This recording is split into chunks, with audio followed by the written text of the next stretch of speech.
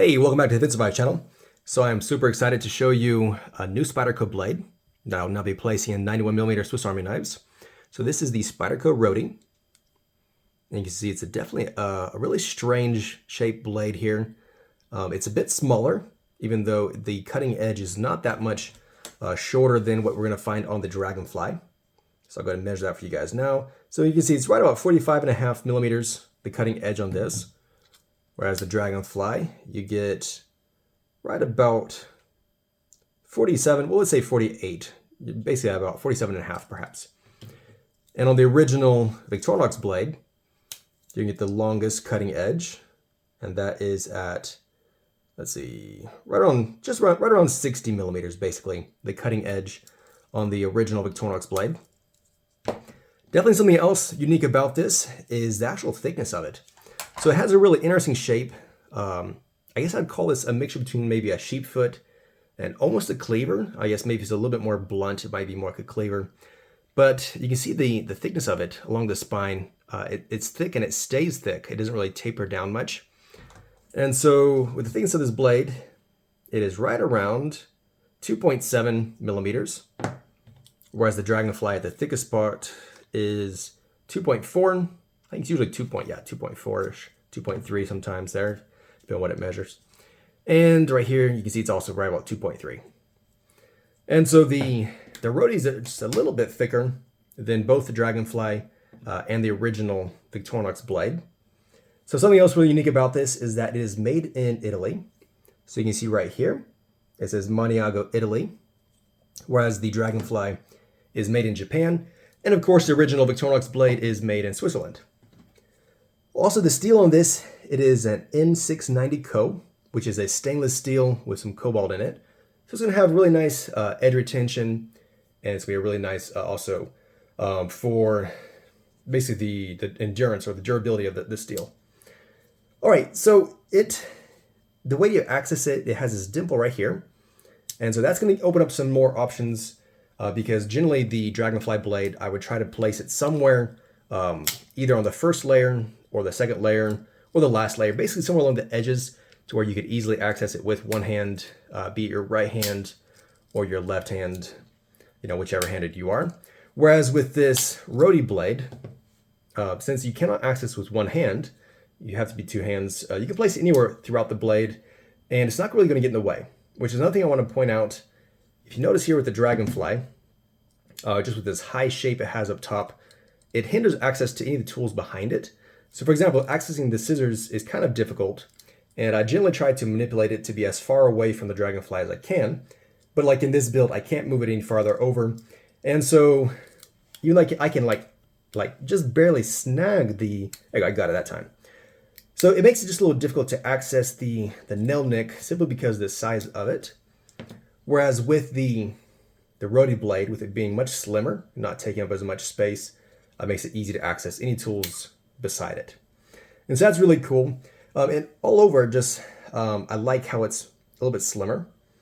This Dragonox, you can see, it just screams that it has a custom blade in it, which again, I personally like that. I like the look of it.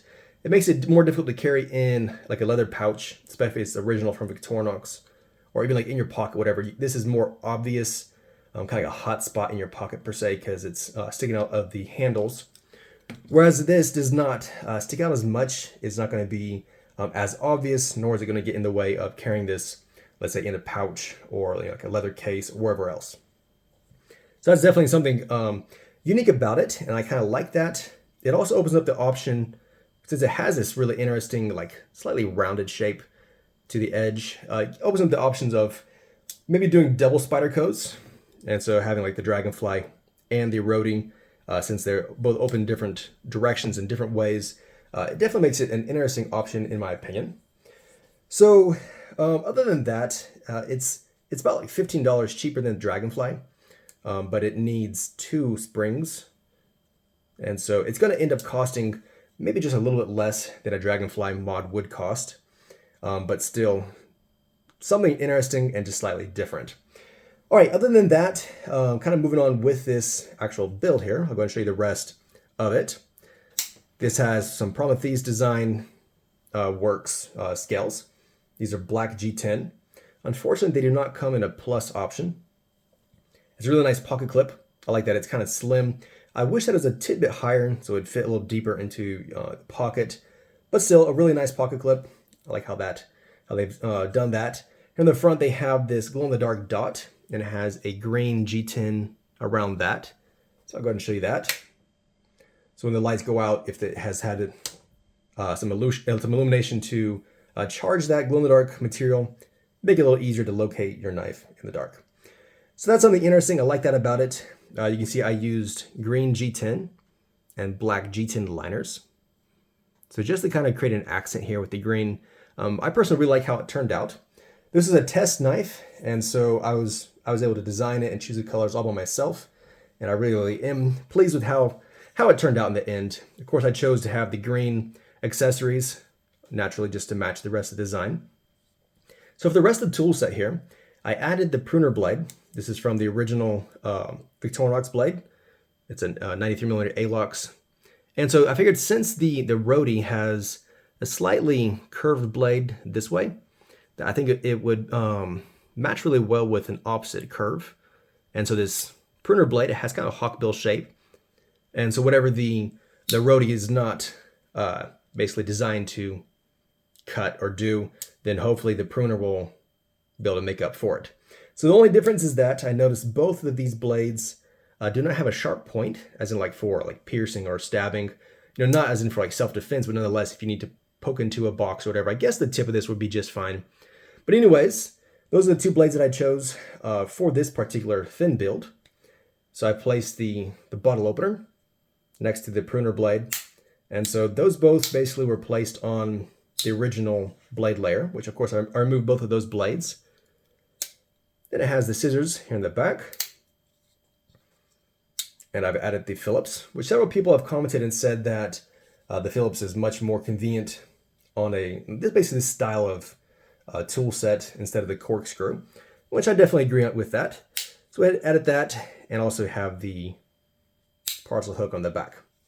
All right, so that is basically all for this build. And I will be adding, as I said, the Roadie blade to my website. So that'll be something people will be able to add into their builds or choose for maybe the builds they've already ordered. So definitely be something interesting new. I do have another blade from Spyderco that I will be announcing here soon. Also, it will be going to 91mm. I just barely didn't finish it up. I could have done two side by side, but it'll be something to look forward to next week. So another new Spyderco blade option that we'll be doing. All right, so thanks for watching. Don't forget to subscribe. Let me know what you think about this build in general. Let me know what you think what I should do with it, since this was my experiment. It's not in an actual order. And so let me know if you think I should auction this off, do a giveaway, or basically give me your ideas what you think. And thanks for watching. Don't forget to subscribe.